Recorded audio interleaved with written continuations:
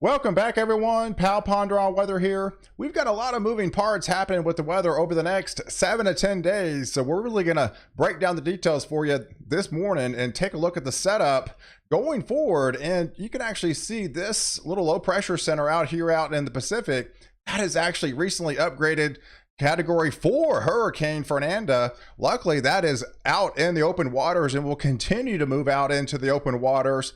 Further north, we've got a ridge of high pressure really starting to build in across the Pacific Northwest with those well above average temperature anomalies. And in fact, some of the hottest temperatures so far you've seen this summer. And in the middle of the country, you've got a pretty powerful low pressure center setting up shop across Iowa this morning.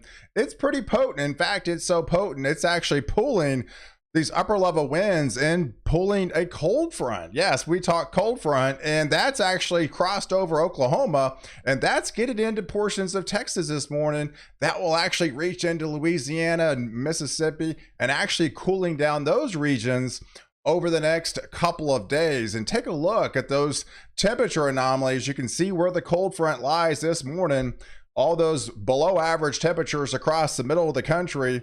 And then further south, you've got the continued warm across the deep south to Texas. I think the cold front actually makes it just south of the Waco area. Doesn't quite probably make it to Austin, but if you live north of there, you're going to feel the effects of the beneficial, cooler air. Definitely not cold by any standards, but definitely cooler air and a welcome relief of the change of some of those record streaks that you've been seeing over the last 3 weeks of just continuous days of triple digit temperatures. So, but for today, we got some storms to be concerned about. It's all compliments of this powerful low pressure center that is over Iowa this morning. That's going to continue to cross the Great Lakes. You can see some of that drier air. That's indicative of that cold front pushing southbound.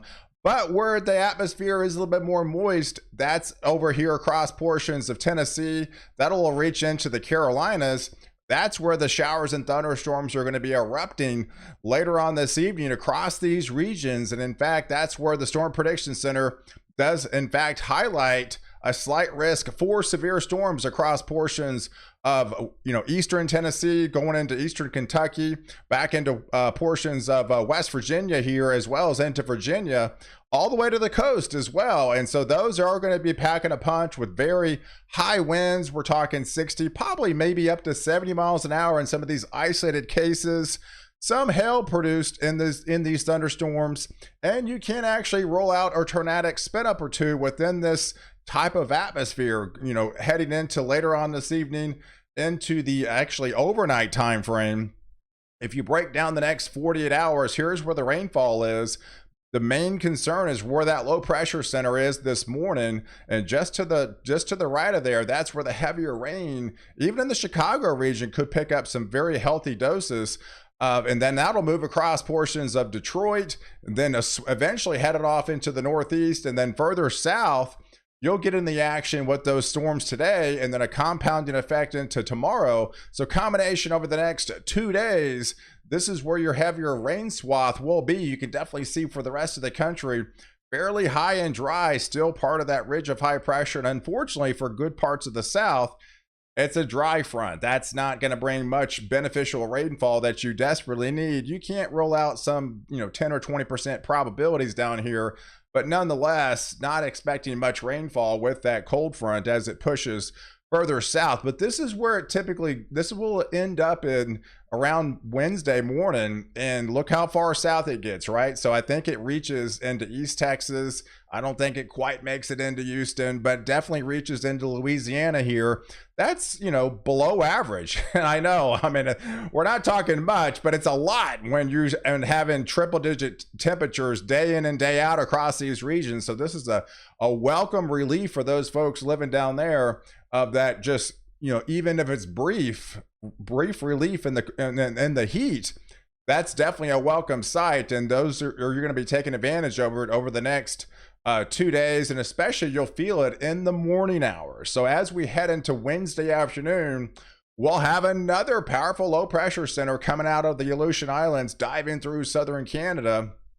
That'll eventually impact portions of Minnesota. Places like Minneapolis will be in the action of a stronger to severe thunderstorms into the day on Wednesday. So it really starts to set up shop across portions of Duluth, into portions of the Minneapolis regions, and that actually reaches into the La Crosse region. I feel like this is likely going to be expanded as we get a little bit closer. So this would be the next dynamic setup as far as the severe weather front as we head into your Wednesday afternoon. And there's the culprit, right? So you got that low pressure center around southern portions of Canada that fishtails down into portions of Minnesota, sneaks into going into Wisconsin. By then you can see the rest of the country, right, pretty high and dry. That is the high pressure, folks. So whatever cold front that may came through comes back with a vengeance with that high pressure really locked and loaded this time, and it's going to be expanding, folks. And this is probably going to be your most widespread heat wave of summer, really. I mean, some of the middle parts of the country hasn't really experienced that hot of a summer, and you're starting to get into the action with that heat dome really going to be expanding across a good part of the West, the South, and the Central Plains, and it'll eventually sneak up to the upper Midwest as well. So you can see a lot of white on the map, a lot of sinking air, and that's the ridge of high pressure really starting to take hold and really dominate a good part of the country. So let's take a look at the setup on the temperature front as we go into Thursday. So it rapidly rebounds, right? I don't think you missed the streak. I was just reading Hobby Airport down there in Houston.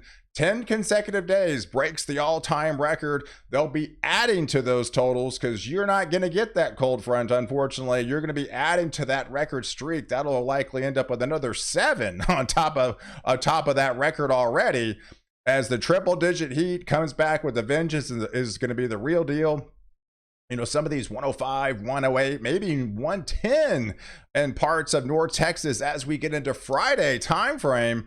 You see the cooler air is trying to hang on across the upper Midwest, but eventually this heat dome will be expanding northbound, and that will eventually crank up those temperatures across the upper Midwest, and you'll start to see those 90s, if not 100s, by the time we get into late weekend. But it's really active further south, right into the Pacific. I showed you Fernando. This is Fernando as far as the wind swath over the next 7 days. Luckily, that is going off out into the open waters.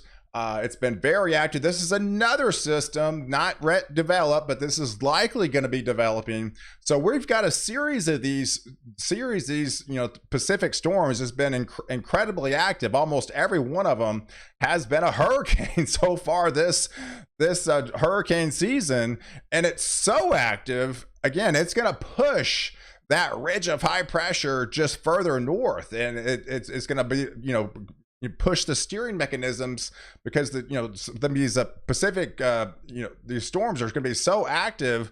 It's going to push this ridge of high pressure out of Texas and eventually going to be heading into the Central Plains. So you got that low pressure, you got the new storm that's going to develop after Fernando, and then that's the ridge of high pressure really starting to take shape by the time we head into this weekend time frame on Saturday.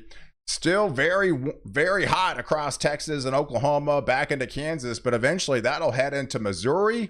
So that's going to shut the severe storms down. So you had all the severe storms yesterday, but the middle of the country is going to be really shutting things down in a big way, as the heat is going to be the dominant force. But by the time we head into your Friday, Saturday time frame, there's that other system, right? So down here in the Pacific, what that's actually going to do, that's going to help activate the monsoon. It's not really been that noticeable. So these definitely some areas desperately need the rain. And I don't need to tell you, it's plenty hot in Phoenix area into the month of July, but we're seeing signs of the monsoon coming back. That's bringing cooler conditions across the desert Southwest, into Utah, into southern portions of California, as well as into Nevada here. That sneaks up into Colorado, going into Wyoming. So this whole area is actually going to be below average, where the middle of the country is well above average. And it still remains on the wet side across a good part of the Northeast and New England. So you can see the setup going into the weekend.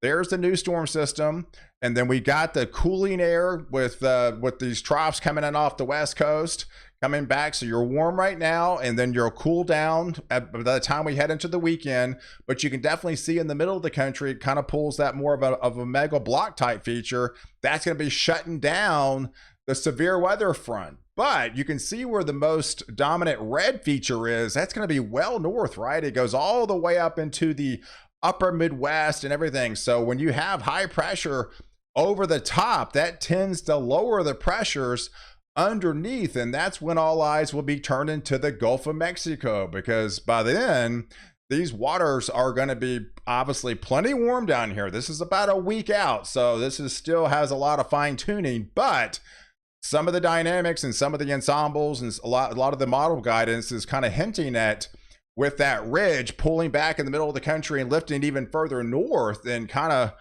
opens the door for the Gulf of Mexico to become active. So right now, 7 days out, we've got, about a 30 to 40% probability of maybe some sort of tropical type entity trying to form down here.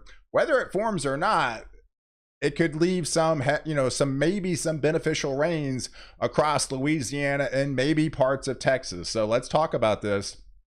Here's the overall setup, right? So you got the ridge lifting over the middle of the country.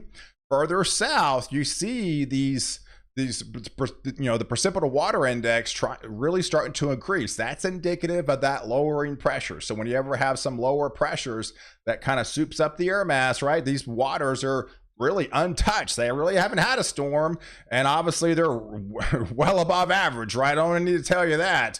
So that's got a lot of water content with them. So all we need is that particular setup, and we'll have what they call an easterly wave trying to form across these regions. And then as it tries to get its act together, there's the ridge, right? So there's the ridge really setting up shop, pulling even further north across Iowa, back into Minnesota, even going towards Wisconsin. That allows weakness underneath. So you can actually see a 588 trying to form down here, DM. That's, a little bit lower pressure, not significant, but at least a little bit. And that would allow an easterly wave trying to form right in the heart and the middle of the Gulf of Mexico. So there's your ridge over the top.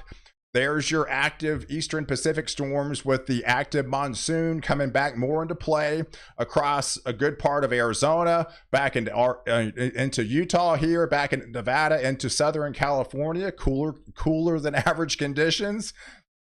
And then even wetter too. So you'll have rains coming back and across these regions, while the ridge is the dominant feature across the middle of the country, and likely some of the hottest temperatures so far of summer across the heartland, across the middle of the country into the central plains here. That's going to allow this system, this little easterly wave, maybe 7 to 10 days out, right? It's a long way. It's not going to happen tomorrow.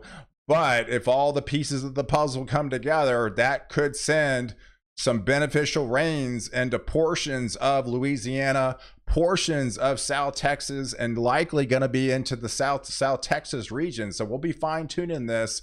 But here's the breakdown over the next 5 days. So this is the 5-day breakdown, right? So right now in the current, between now and 5 days from now, you have these low pressure centers setting up shop to the north.